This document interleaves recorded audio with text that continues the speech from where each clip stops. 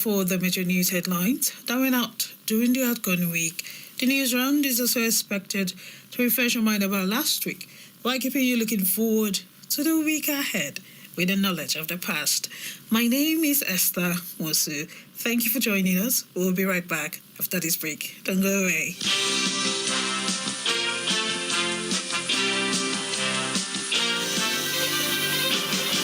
Did you miss out on the news during the week?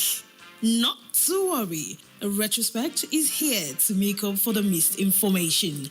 Retrospect is a complete package of all the major news headlines that made the airwaves from Sunday to Saturday. Join me, Esther Nwusu, on the program Retrospect on Citizen 93.7 FM Abuja every Sunday at 6 p.m.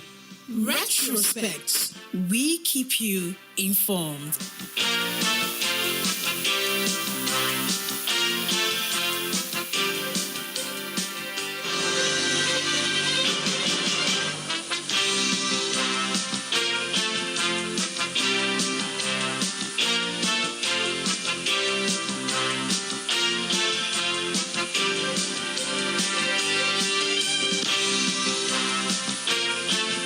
We begin the week with Monday when President Bola Tinubu held a closed-door meeting with his governors elected on the platform of the All Progressive Congress at the State House Abuja. The purpose of the meeting was not immediately clear and details of the agenda were not disclosed at press time. Those in attendance include the Governor of Jigawa State, Umar Namadi, Edo State Mondo Boholo, Ekiti State Governor Biodo Yebanji, Kogi State Governor Usman Ododo, Sokoto State Governor Aliu Sokoto, and Kebbi State Governor Dr. Natsio Idris. The meeting, which lasted less than an hour, was held at the President's office. Although no official of the presidency has profiled a hint of the reason for the meeting, it came amid recent mounting security challenges facing the nation.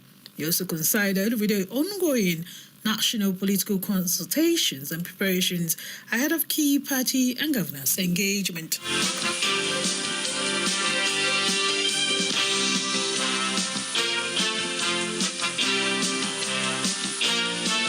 Still on stories that was in the news from Monday, Attorney General of the Federation, Lateef Fagbemi, lauded at the Court of Appeal for introducing a special sitting across its division to tackle kids' conjunctions.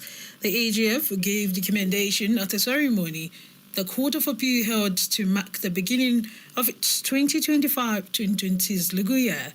He said the initiative demonstrated responsives to public concerns about delays in dispensation of justice.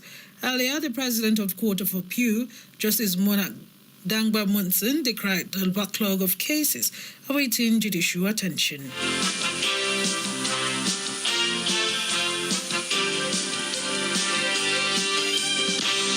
Federal government took steps to digitalize all forms of government revenue from January 1st, 2026, signaling one of the most sweeping public finance refunds the country had witnessed in recent times.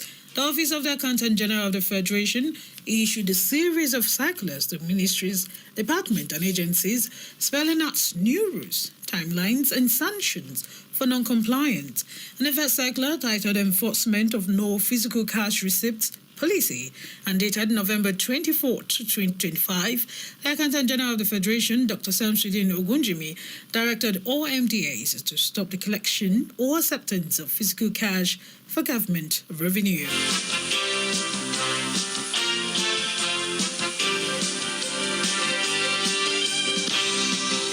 Joint Admission and Matriculation Board issued an updated and simplified guide for candidates preparing to register for the 2026 Unified Tertiary Matriculation Examination.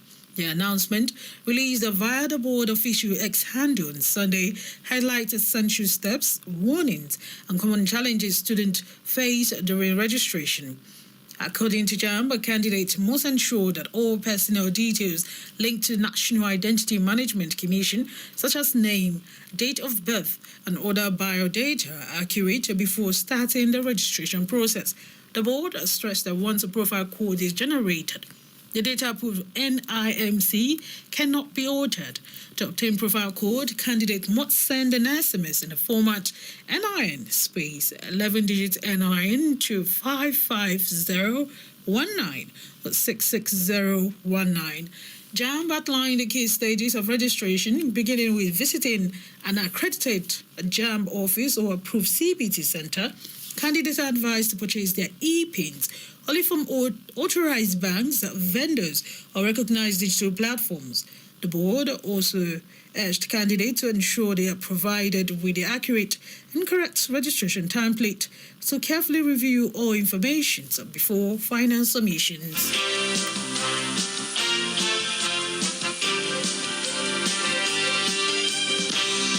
And on that note, when the stories that was in the news for Monday, yes, we look at stories that was in the news for Tuesday.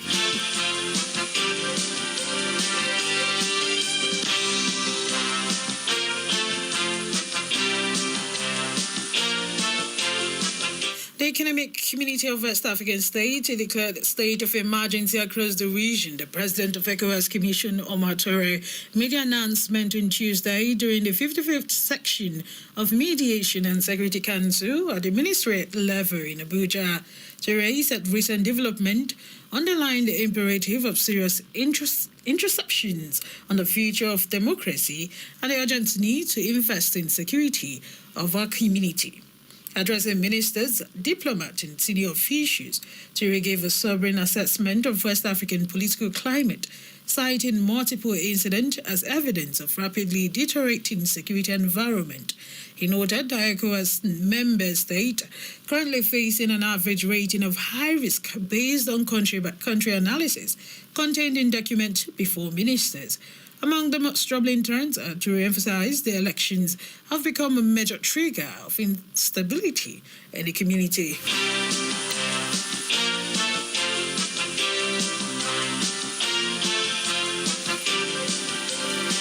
The Senate approved President Bola Tinubu's request to deploy Nigerian troops to the Republic of Benin in support of effort to restore peace and stability following last weekend attempted coup. Senate President Godswill Akpabio announced this on Tuesday during plenary after lawmakers considered the request in the Committee of the Whole in line with Section 5, Part 11 of the Constitution. The Senate unanimously voted in favor of deployment, giving legislative backings for regional security intervention. Akpabio described the decision as a step in the right direction, noting that instability in any neighboring state poses a threat to the entire region. He underscored that the Nigerian responsibility to support its economic community of West African state partners.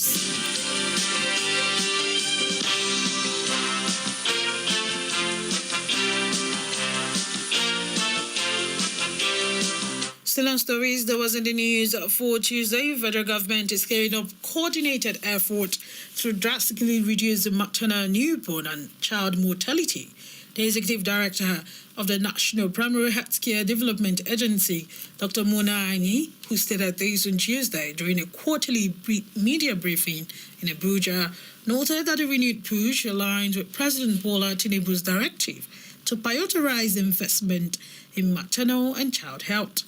The 2025 Nigerian Health Statistics Report, released by the Federal Ministry of Health and Social Welfare, revealed that Nigeria recorded an estimated 20,811 maternal, neonatal, and under 5 deaths between January and September 2025. Responding to concerns about the country's maternal and child mortality statistics, Ani acknowledged that the number remained unacceptably high, but stressed that the administration is committed to reversing the trend.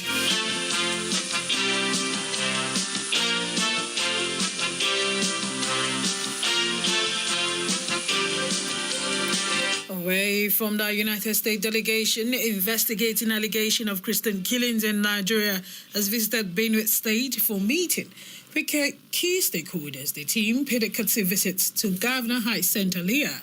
I had separate engagement with Catholic bishops and key traditional rulers as part of its fact-finding mission. U.S. Congressman Riley Moore, who is leading delegation, confirmed the visit in a post on X. He described the discussions with Bishop Wilfred Amba, Bishop Isaac Dogu, and Chief Monarch, His Royal Highness James Luzuza, as emotional and insightful, noting that they shared account of what local leaders described as ongoing targeted attacks in the state. Mo, who constantly raised the concerns about violence against Christian communities in Nigeria, said the U.S. would not overlook the suffering reported by residents and religious leaders. He emphasized that the delegation is committed to underscoring the scale of insecurity affecting the Middle Belt.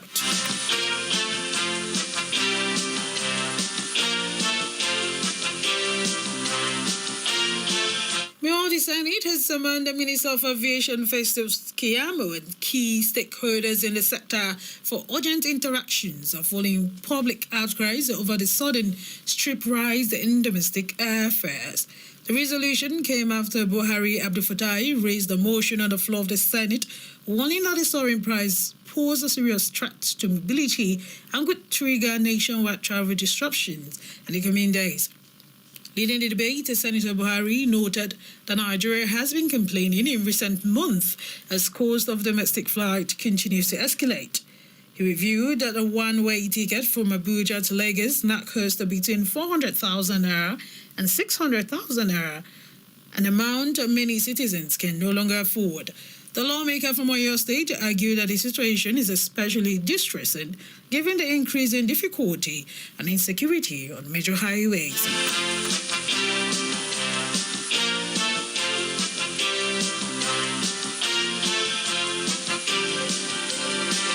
And stories that was in the news for Tuesday, federal government has introduced a comprehensive national policy to curb drug and substance abuse in schools across the country. The Minister of Education, Dr. Murav Adetunji Alausa, unveiled the policy in Abuja, describing it as a major step to safeguarding young Nigerians. Alausa said that the ministry is adopting an 80% implementation and 20% policy development approach, ensuring refunds translate into measurable outcomes nationwide.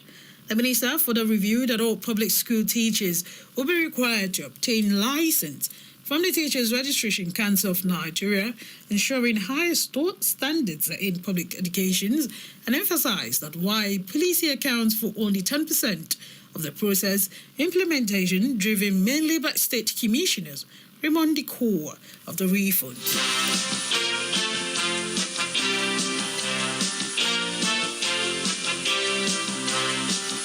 Meanwhile, federal government has reintroduced a 50 million naira student venture capital grant to drive innovation and entrepreneurship across Nigerian tertiary institutions.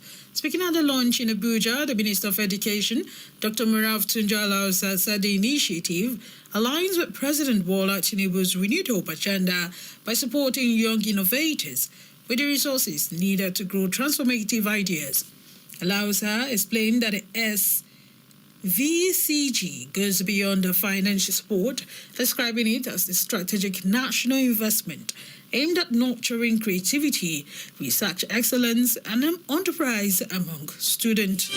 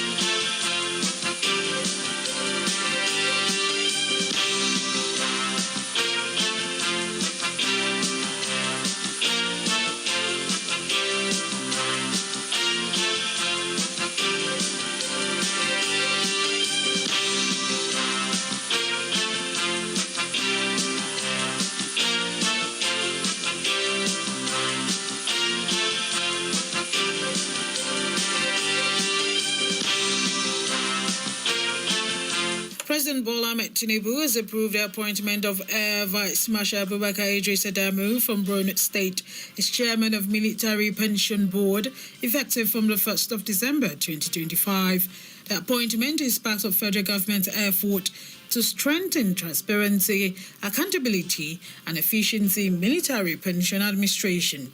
AVM Adamu is seasoned financial expert and senior officer of the Nigerian Air Force.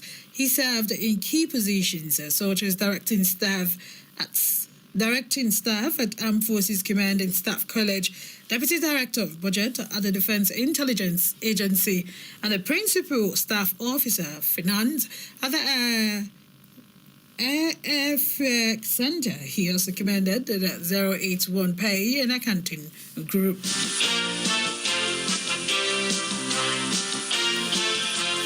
One of the major stories that made the headlines on Tuesday was when Governor Siminalayi Fubara of Rivers State defected to the All Progressive Congress from the People's Democratic Party. He announced this at stakeholders meeting at the Government House in Port Harcourt.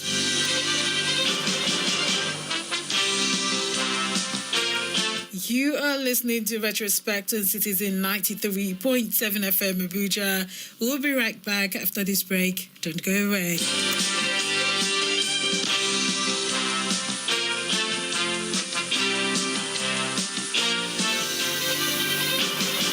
Did you miss out on the news during the week? Not to worry. Retrospect is here to make up for the missed information.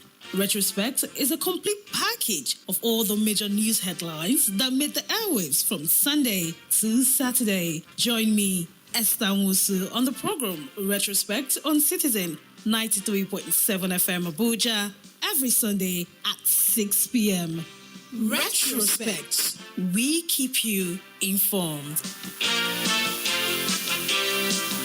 This call to prayer is sponsored by the Nigeria Supreme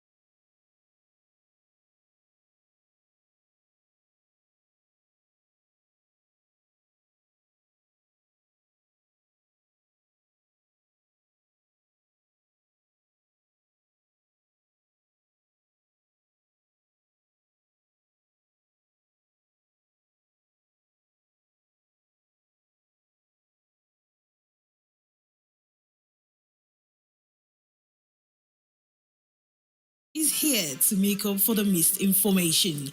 Retrospect is a complete package of all the major news headlines that made the airwaves from Sunday to Saturday. Join me, Esther Nwusu, on the program Retrospect on Citizen 93.7 FM Abuja every Sunday at 6 p.m.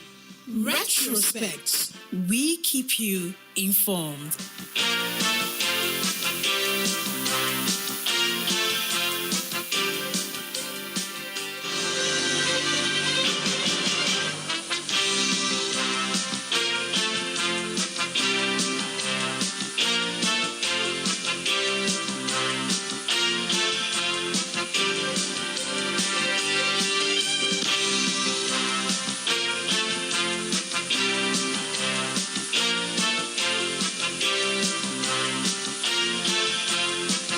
It's good to know you're still there. It is still Retrospect on Citizen 93.7 FM Abuja.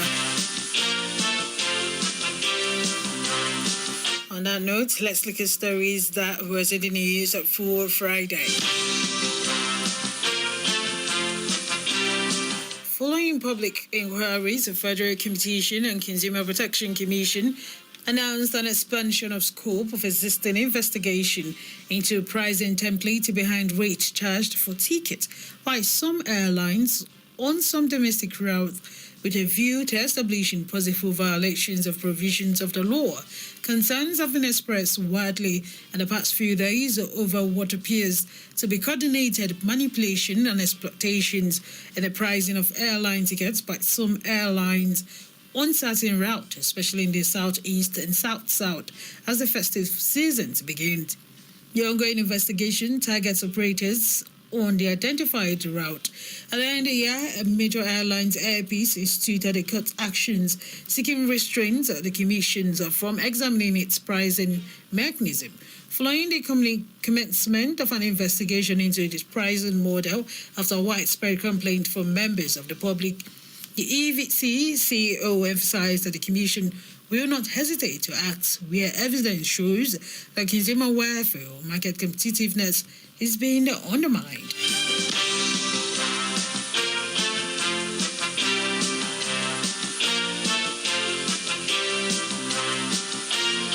Away from that presidential executive order on local manufacturing of healthcare products signed in 2024, His Excellency President Bola Tinubu, and personally quoted by the coordinating Minister of Health and Social Welfare, Professor Mohammed Ali Pati, the world's largest interceptive net manufacturer, in his conglomerate Vestergaard, in partnership with the Nigerian business conglomerate Harvest Food under the joint venture SNG Health, is establishing a local intestines nets manufacturing facility that will produce $100 million insecticides net annually, with 600 jobs set to be created by the enterprise in Ogun State.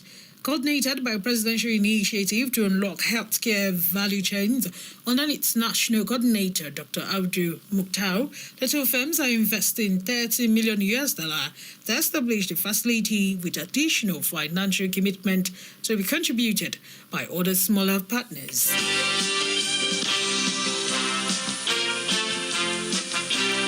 Away from that, still on stories that was in the news for Friday, Supreme Court has reaffirmed the death sentence that was handed to Mariam Sanda, the daughter-in-law of former chairman of People's Democratic Party, for committing culpable homicide. In a split judgment of 4-1, a 5-member panel of justices of Apex Court restated the judicial pronouncement that ordered her death by hanging. The court reserved all the issues raised to set aside her convictions and sentence against her and dismissed her appeal for want of merit. In the late verdict that was delivered by Justice Moore Adomi, the Apex Court held that the prosecution established a guilt beyond a reasonable doubt. It held that the Court of Appeal's decision to uphold the justice that was passed by the trial court was unassailable. The Abuja High Court held on January 27, 2020, sentenced her to death by hanging after she was found guilty of stabbing her husband, Biliamino Bello, to death at the Abuja residence in 2017. Though she had already spent about 6 years and 8 months at the Suleja prison, President Bola Tinubu, in his exercise of his executive power, reduced her total sentence to 12 years.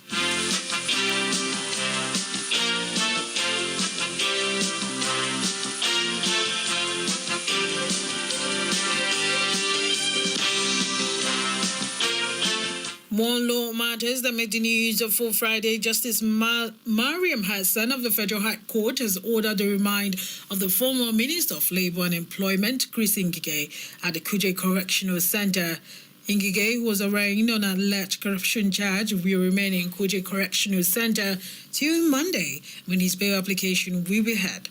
The minister was specifically charged with conferring an unfair advantage on his associate in the award of several contracts when he held office as the minister between 2015 and 2023.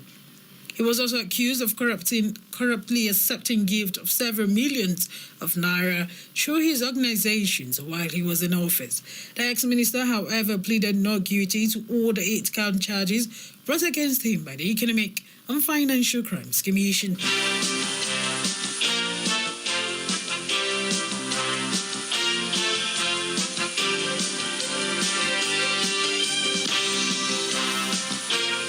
Away from that, in a bid and strategic move to deepen inclusive engagement and strengthen the bond between Ondo State and its global citizens, the Ondo State government has approved the establishment of diaspora focal desks across all 18 local government areas of the state. The initiative is aimed at decentralizing diaspora engagement and ensuring that every local government benefit directly from global partnership, development opportunities, and community-driven intervention. The newly established diaspora focal desks will serve as grassroots liaison point, enabling smoother communications, enhanced data gathering, coordinated outreach, and more effective mobilization of diaspora-led initiative. During stakeholders meeting with Honorable Commissioners for Local Government and Chieftaincy Affairs, Alhaji Ahmed Tankuri, and all the 18 local government chairmen in Akure, the Commissioner for Regional Integration and Diaspora Relations, Otumba Wale, reaffirmed that the initiative is designed to bring diaspora together to the people and ensure the socio-economic benefit of global linkage at the local community level.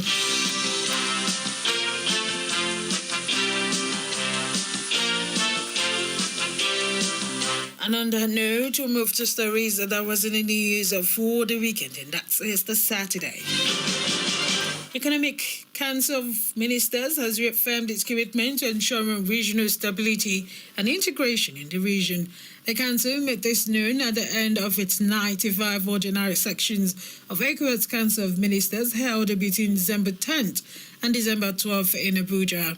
Ambassador Timothy Cabo, Chief of the Ministerial Council and Minister of Foreign Affairs of Sierra Leone, expressed the Council's commitment to strengthening regional peace, security, and economic integration. He has recommended member states for their open, constructive, and productive deliberations. Deliberations adding that it underscores the community's collective reason for shared prosperity and cohesion. Kaba commended the delegates for their decisions and collaborative spirit, saying such reflected ECOWAS' enduring commitment to peace, stability, and regional integration.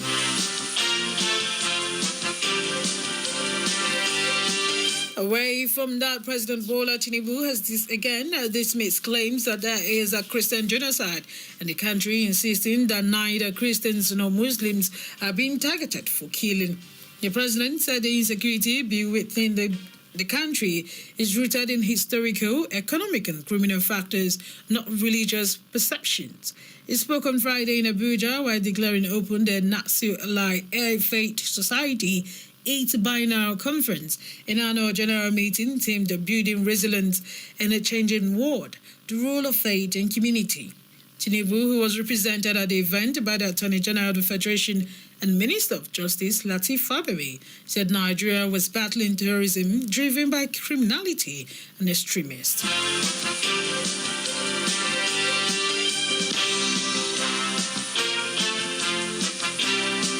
The Nigerian Nigerian Upstream Petroleum Regulatory Commission, on behalf of federal government, has issued permits to access fair gas to 28 successful awardees issued under the Nigerian Gas Fair Commercialization Program. The move marks a pivot to a shift from environmental liability to economic opportunity in Nigeria's upstream petroleum sector, according to a statement by the NUPRC.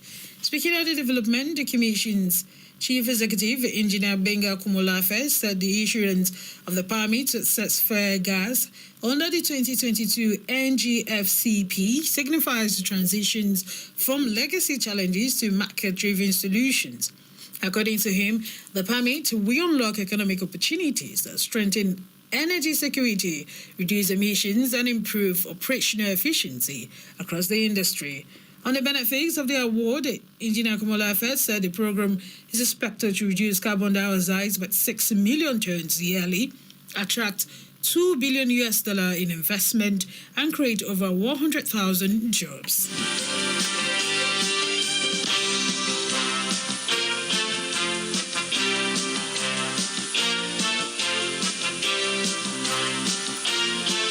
Away from the federal government has reaffirmed a commitment to implementing evidence-based policies that will modernize Nigeria's livestock sector and position it as a key driver of national economic growth.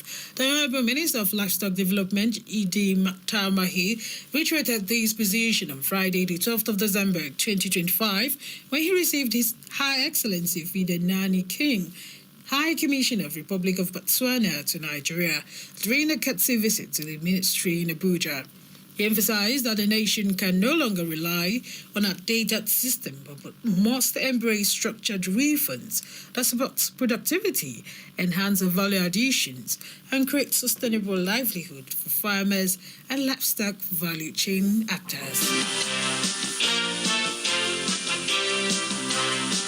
Meanwhile, the Minister of Solid Minerals Development, Dele Alake, has attributed the giant strides recorded in digital reforms introduced by the sector by the President Bola Tinubu's led administration in the last 2.5 years.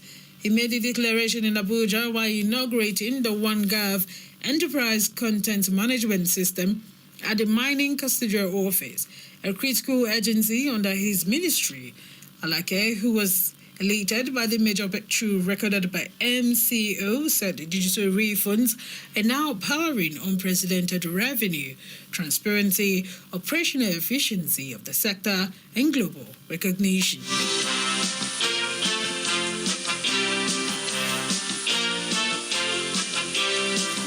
And that's our package on the program Retrospect on Citizen 93.7 FM Abuja. You can follow us in our social media handles on Facebook at Citizen FM Abuja, on Instagram at Citizen FM 937, on Twitter not known as X at Citizen FM 937. You can also check us out on our website at citizenfm.ng.